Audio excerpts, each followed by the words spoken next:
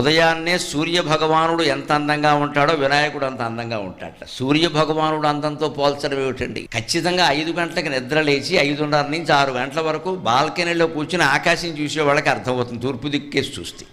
ఆ అలవాటు పెంచుకోవాలి. పిల్లల్ని కూడా నిద్ర లేపి చూపించాలి.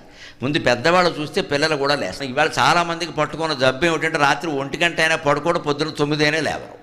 ఇదే పెద్ద శని ఇంటికి. మళ్ళీ మా దగ్గరికి వచ్చి కనకధార చదివితే డబ్బులు వస్తాయి, ఏమి రావు, జబ్బులు వస్తాయి. పో, నీ అలవాటు ఏది మార్చుకో, నీకు ఉపయోగపడే స్తోత్రం మేము చెప్పాలి, మేమేం కంపెనీ పెట్టేవేటి ఇక్కడ.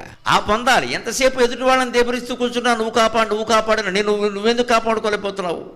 ఆత్మవిశ్వాసం లేకపోతే ఏ విశ్వాసం ఉంటుంది? అందుకని పొద్దు ఉదయించే సూర్యుడిని చూసి అలవాటు చేసుకోండి అమ్మ. ఆడ మగ అందరూ, ముఖ్యంగా యువతరానికి చెబుతున్నా, సూర్యుడిని చూడడం కోసం నిద్ర లేవండి. సూర్యోదయం సూర్యాస్తమయం అరగంట చూస్తూ నిలబడిన వాడు జీవితంలో తప్పు చేయడు, ప్రశాంతంగా ఉంటాడు, ఆనందంగా ఉంటాడు.